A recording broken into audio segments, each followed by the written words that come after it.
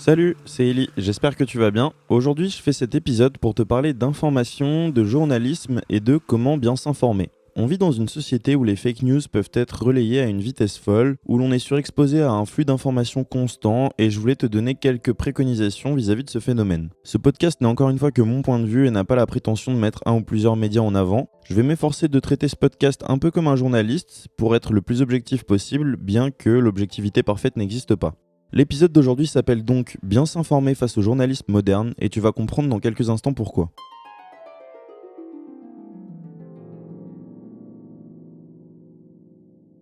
Dans le journalisme moderne, on peut faire face à plusieurs médias. Des médias officiels, des médias indépendants et des médias que l'on peut appeler des médias d'infodivertissement. Une question assez banale mais que l'on oublie parfois de se poser pour remettre une information dans son contexte, c'est à qui appartient l'antenne ? Quand tu as connaissance que tel ou tel média est détenu par X grande entreprise française ou par telle personne, cela peut t'alerter et te mettre en garde au moment de t'informer sur un sujet précis. En effet, ça paraît logique, mais un article ne sera pas tourné de la même manière s'il va à l'encontre du grand groupe qui le détient. Alors, est-ce qu'il faut se méfier totalement des sources dites officielles et ne faire confiance qu'aux médias indépendants ? Peut-on être certain de la transparence de l'information vis-à-vis des médias indépendants ? La réponse est bien évidemment non. Mais comprendre la ligne éditoriale te permet de prendre de la distance par rapport à l'information. Le principe d'un journaliste veut que normalement les personnes pratiquant ce métier s'engagent à travailler dans le respect de la déontologie et de l'indépendance éditoriale, qu'il s'agisse de journaux, de magazines, de chaînes de télévision ou même de radio. Concernant les sources dites officielles, c'est-à-dire émanant d'un ministère, d'une institution, d'un organisme public ou d'une entreprise étant une référence dans son secteur d'activité, les informations peuvent être parfois partielles selon le propriétaire du média. En effet, le journalisme indépendant a permis de mettre en lumière certaines zones d'ombre qui n'étaient volontairement pas traitées par les médias officiels, et je pense notamment à certains scandales politiques. Il ne faut pas non plus être constamment dans la méfiance, mais avoir conscience qu'un média reste une entreprise, bien qu'on parle de déontologie, et qui dit entreprise dit forcément actionnaire. Le secteur de la presse en France est un peu comme un grand Monopoly, tout s'achète, tout se vend, les journaux, les télés, les radios, et ça fait que quelques milliardaires se partagent le gâteau. Résultat, on a 90% des quotidiens nationaux vendus chaque jour qui appartiennent à 10 personnages puissants de notre époque. Tu as donc une grande probabilité de lire, regarder ou écouter des médias qui appartiennent à ce petit cercle de milliardaires. En quoi cela est un problème majeur ?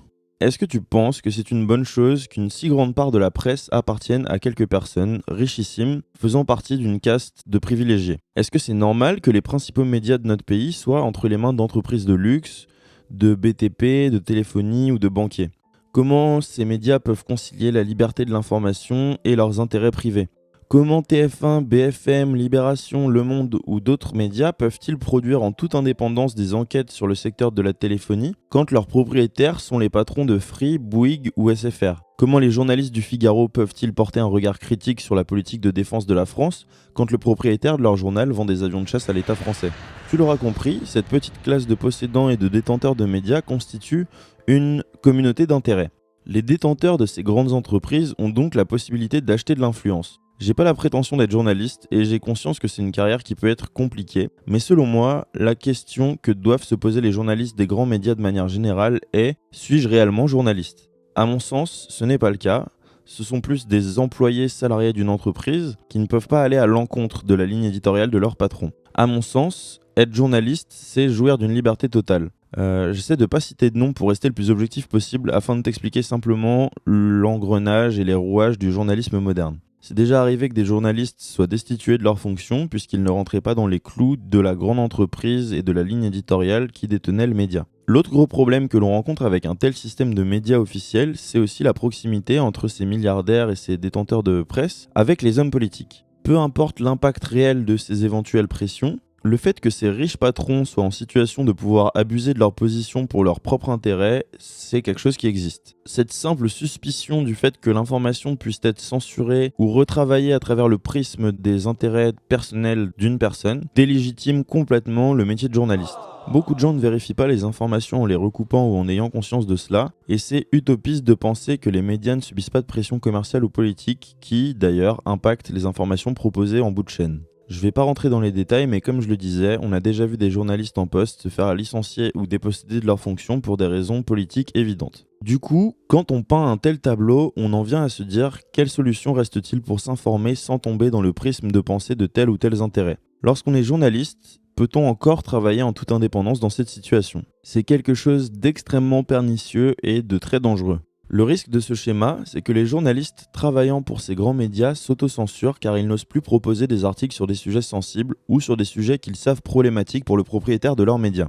Mon objectif avec ce podcast n'est pas de te dire où t'informer, mais plutôt de t'éduquer afin d'avoir une consultation responsable et plus consciencieuse des médias que tu lis ou que tu regardes. Un journaliste qui s'autocensure de par la pression de la structure dans laquelle il travaille, c'est un peu une machine à tuer insidieusement la liberté d'expression.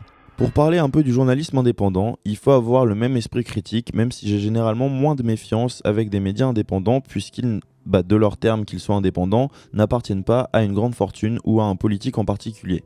Il faut néanmoins vérifier qui est ce journaliste indépendant ou cette journaliste, quel est son parcours, quels sont ses avis politiques et son degré d'objectivité selon les sujets traités. La meilleure chose que tu puisses faire pour t'informer, c'est de ne pas te baser sur des théories ou des on-dit, mais de te baser uniquement sur les faits. Vérifier les faits et les sources d'une information avant de la relayer, c'est quelque chose qui devrait être un réflexe universel. Trouver la source ou les sources les plus fiables n'est pas toujours chose facile. Pour les chiffres, on a la chance d'avoir l'Institut national de statistique, connu aussi sous le nom de INSEE, qui collecte les chiffres concernant notre pays, et c'est une source qui est quand même relativement fiable. Tu peux aussi retrouver certaines études intéressantes ou certaines études chiffrées auprès des organisations non gouvernementales.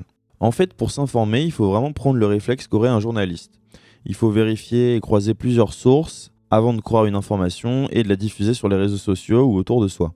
Il faut vraiment pas hésiter à garder ton esprit critique au moment de partager une information. Demande-toi si la source est fiable, si l'émetteur défend un intérêt particulier ou l'intérêt général, si la diffusion de cette information aura une conséquence négative pour quelqu'un ou pour une raison sociale, ou pour une entreprise, si la diffusion de cette information aura une conséquence négative pour quelqu'un ou pour une entreprise en particulier, est-ce que cette information est susceptible de t'influencer sur telle ou telle polémique actuelle ? C'est important de bien fact-checker ce qu'on partage, puisque même si des informations peuvent être démenties, la diffusion massive de fausses informations peut avoir des conséquences irréversibles. Le développement et la consolidation de médias indépendants pour garantir le pluralisme de l'information en France devrait être une priorité. Défendre et faire vivre une presse libre ne semble malheureusement pas une priorité pour pas mal de citoyens français et encore moins pour les politiques qui nous dirigent.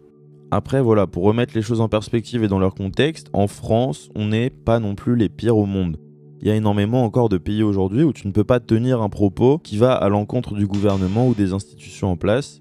Et si tu as le malheur de le faire, on va te retrouver probablement mort chez toi et ce sera quelque chose de tragique. Je vais conclure en te parlant de ce qui reste pour moi le pire moyen de s'informer. Ce sont les médias d'infodivertissement, c'est-à-dire Brut et Combini pour ne citer que les plus grands. Pourquoi s'informer via ces médias ? C'est à mon sens nullissime.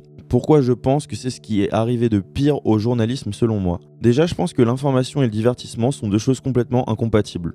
Soit tu divertis, soit tu informes, mais tu ne peux pas faire les deux en même temps. Autrement dit, le modèle économique de ces médias, puisque ce sont des médias d'infodivertissement qui restent également des entreprises, donc ils ont un modèle économique, et le modèle économique de ces médias d'infodivertissement consiste à générer un maximum de trafic pour attirer des annonceurs qui sont généralement de grandes marques. On en revient donc au fait que si ces annonceurs ne sont pas en accord avec tel ou tel contenu, ils pourraient mettre en péril la pérennité du partenariat avec le média en arrêtant toute collaboration avec ce dernier. Autrement dit, certains contenus de ces entreprises sont de la publicité grossièrement déguisée. Le patron de Combini même ne se cache pas de dire qu'il a inventé un nouveau style de publicité. La plupart des rédacteurs sont des pigistes et qui ont donc tout intérêt à privilégier la quantité au détriment de la qualité. Tu peux trouver sur internet certains témoignages de journalistes qui ont déjà témoigné car leur rédaction leur avait conseillé de trouver un moyen de mettre leur éthique journalistique de côté. Pour ce type de médias d'infodivertissement, un contenu qui est moins lu, moins débattu et qui génère moins de clics est un contenu sans valeur économique et donc sans valeur pour le média. Est-ce que tu penses qu'il est judicieux de laisser à des publicitaires et à des algorithmes la tâche élémentaire d'informer un peuple ? Peut-on encore parler de journalisme en ayant conscience de cela ? Personnellement, je ne pense pas. N'oublie pas l'adage bien connu qui dit que si c'est gratuit, c'est toi le produit. Ces médias ont une ligne éditoriale progressiste fortement assumée et je pense qu'ils créent plus de divisions qu'autre chose au sein de la jeunesse et même au sein du peuple entier. Bref, avant de conclure ce podcast, je tenais à te dire de ne pas rester branché en continu sur les actualités, puisque c'est quelque chose d'assez nocif, je pense, pour ton bien-être. Les médias ont compris que c'est la négativité qui fait du clic, et si tu regardes les actualités toute la journée, tu seras exposé tout au long de ta journée à des choses négatives. Je te conseille de prendre un moment unique dans la journée, voire même dans ta semaine, pour t'informer. Je tiens à insister sur le fait qu'il faut vraiment diversifier et recouper tes sources avant de partager des informations. Et s'il y a des sujets qui t'intéressent particulièrement, tu peux bien évidemment les approfondir. Et j'espère que ce podcast t'aidera à bien choisir tes sources. Voilà, ce podcast changeait un peu d'habitude. Je tenais à remercier Agnès Rousseau et Juan Branco pour leurs travaux qui m'ont permis de réaliser ce podcast, qui, je l'espère, t'aura éclairé sur le fonctionnement du journalisme moderne. À mon sens, c'est quelque chose qui devrait quand même nous affoler un petit peu plus et auquel on devrait s'intéresser pour être certain d'avoir des informations claires et transparentes. Comme d'hab, n'hésite pas à suivre le compte Instagram du podcast pour ne rater aucun épisode. Je te dis à dimanche pour le prochain épisode. Prends soin de toi. Ciao ciao.